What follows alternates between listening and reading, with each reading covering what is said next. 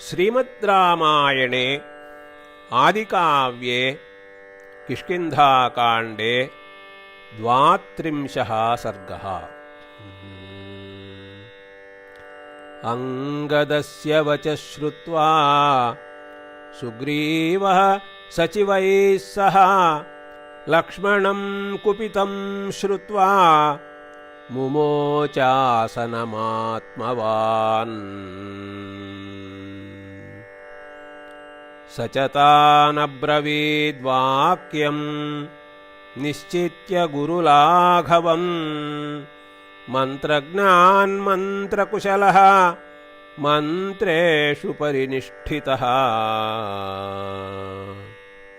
न मे दुर्व्याहृतं किञ्चित् नापि मे दुरनुष्ठितं।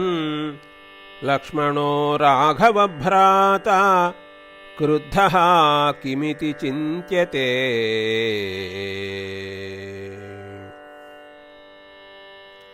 असुहृद्भिर्ममामित्रैः नित्यमन्तरदर्शिभिः मम दोषानसम्भूतान् श्रावितो राघवानुजः। तत्र तावद्यथा बुद्धि सर्वैरेव यथा विधि। भावस्य निश्चयस्तावत् विज्ञेयो निपुणं शनैः। न खल्वस्ति मम त्रासः लक्ष्मणान्नापि राघवात्। मित्रं त्वस्थानकुपितं जनयत्येव सम्भ्रमम्।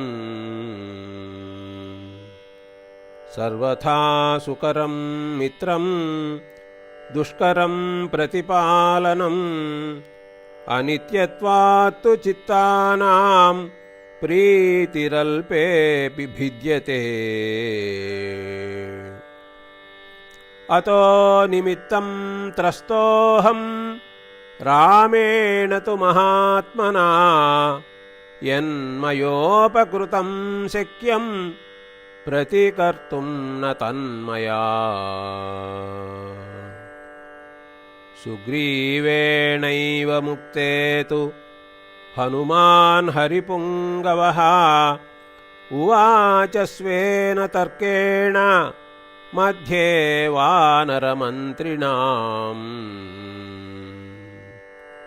सर्वदा नैतदाश्चर्यं यत्त्वं हरिगणेश्वर। न विस्मरसि सुस्निग्धम् उपकारं कृतं शुभम्।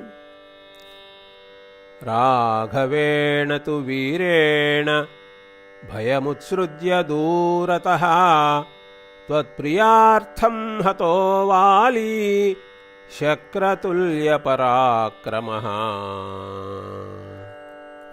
सर्वथा प्रणयात् क्रुद्धः राघवो नात्र संशयः। भ्रातरं सम्प्रहितवान् लक्ष्मणं लक्ष्मीवर्धनम्। त्वं प्रमत्तो न जानीषे कालं कालविदां वरा। फुल्लसप्तच्छदस्यामा प्रवृत्ता तु शरच्छुभा। निर्मलग्रहनक्षत्रा द्यौः प्रनष्टबलाहका। प्रसन्नाश्च दिशः सर्वाः सरितश्च सरांसि च। प्राप्तमुद्योगकालन्तो नावैषि हरिपुङ्गवा। त्वं प्रमत्त इति व्यक्तं लक्ष्मणोऽयमिहागतः। आर्तस्य हृतदारस्य परुषं पुरुषान्तरात्। वचनं मर्षणीयं ते राघवस्य महात्मनः। कृतापराधस्य हि ते नान्यत् पश्याम्यहं क्षमम्। अन्तरेणाञ्जलिं बद्ध्वा लक्ष्मणस्य प्रसादनात्।